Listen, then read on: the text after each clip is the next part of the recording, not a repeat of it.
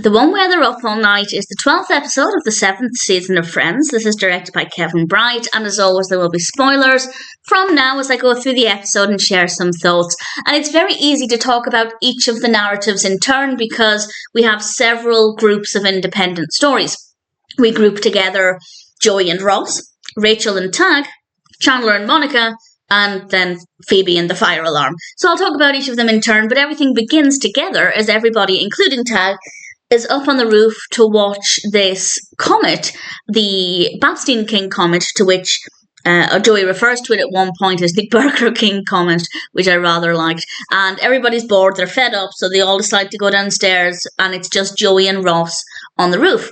Joey wants to see the girls through his binoculars. Ross obviously wants to see the comet. And Joey accidentally removes the pipe that was holding the door open, and they're stuck on the roof. And I'll continue talking about Ross and Joey and finish off their part of the narrative, then I'll talk about the others. I don't know if I have a favourite part of the narrative. I think the funniest is Phoebe's, but I didn't like listening to it. I'll explain what I mean by that, though it probably will be obvious. So I don't think I have too many personal highlights, but I'll talk about things as we go through the episode. So Ross and Joey are stuck on the roof. They decide to go down the fire escape, and I liked how that played out. We cut back to them every now and then to see what progress they've made, and they ultimately end up, well, Ross ends up shimmying down Joey and falls to the floor, hurts his ankle, gets excited by a quarter. So not a bad part of the story. The pacing for that, as I said, we cut back to it every now and then, and they're just a little bit further along. So I thought that was very well handled. For me, maybe not the funniest, but I liked it, and I like Joey and Ross working together. I think it works really well. Then we have Chandler and Monica, and I don't think this is very funny, this part of the narrative or this part of the episode. Needless to say, it's not one of my favourite episodes, but I don't dislike it. But I do think this one probably feels very realistic. Chandler can't sleep, so he wakes up Monica.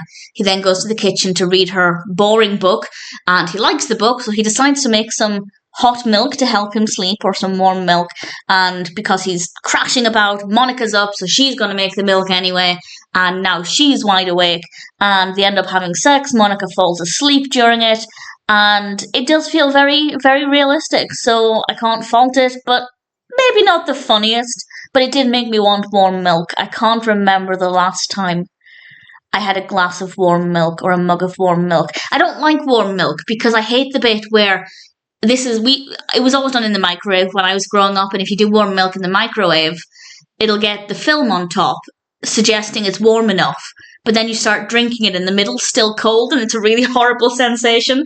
So I like warm milk for a couple of sips, but either way, it made me want warm milk. No personal highlights from that part of the episode, but again, I don't mind it. Then we come to Tag and Rachel. And Rachel asked Tag if he remembered to send out the contracts that had to go out today. And Tag hasn't got the slightest idea what Rachel is talking about. So they go down to the office because Rachel wants to prove right that she did give the contracts. And quite quickly, she finds the contracts on her desk with the memo that she was supposed to give to Tag. And she manages to get Tag out of the room and slides them into the bottom drawer of Tag's desk. And I have to say, in that moment, I wasn't the biggest fan of Rachel. And had somebody done that to me, I would have been really annoyed. But I have to admire Tag for the action he took. He realised quite quickly when he came back, well, I don't know if it was quick, I'm assuming it was quick, that Rachel had done this because obviously they'd magically appeared where they weren't before. And when she wasn't looking, he put them on her desk. And obviously, how would Rachel know he put them there unless she knew that she'd put them somewhere first? So it was a pretty clever thing to do. I don't think I would have thought of it. I probably would have just got very annoyed. So credit to Tag for not escalating it in a situation where I probably would have done. So not the best moment for Rachel, but I did enjoy watching that develop. And ultimately, I really liked how Tag handled the situation. Then we come to Phoebe. And as I said, I think this is probably the funniest part of the episode, but I don't like it because I don't like listening to the sound of the fire alarm. I am pyrophobic to the point where I can't use anything that produces heat, really. The microwave and the kettle are the best I can do. I can't use cookers, ovens, hair straighteners. That's the main reason I stopped straightening my hair, but it was for the better. And the sound of the fire alarm makes me feel sick. So I really am very uncomfortable and uneasy when I watch this part of the episode, but it's very, very funny. Phoebe wakes up in the middle of the night, the alarm's going off, she rips it off of the wall, which is probably not the smartest idea, and she's talking to the fire alarm and it beeps at her and she yells, "Don't interrupt me," which I enjoyed quite a lot. And she ultimately ends up throwing it down the trash chute, wrapping it in a blanket, and then there's a knock at the door.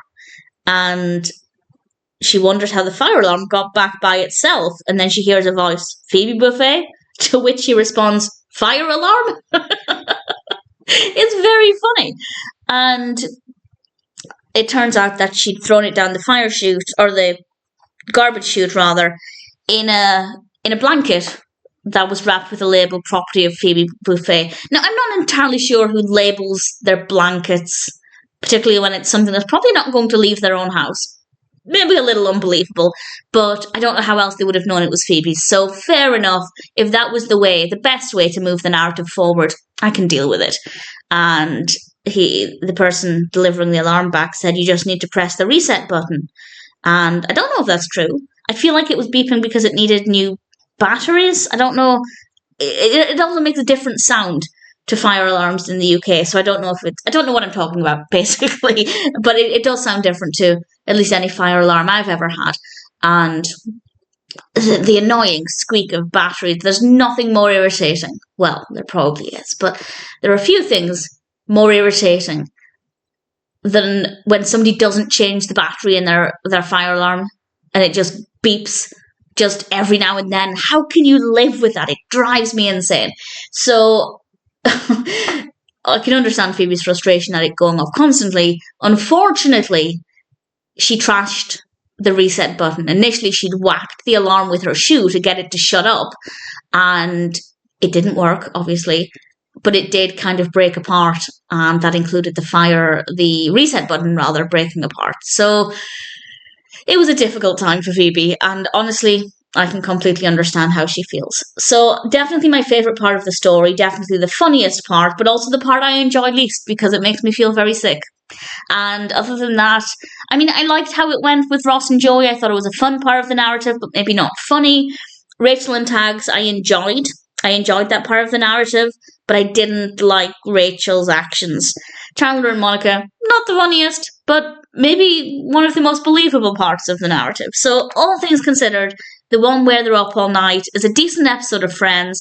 I like how everything flows. I think the editing between scenes is very good. The pacing of each and then transitions work very, very well. I think everything was very well balanced.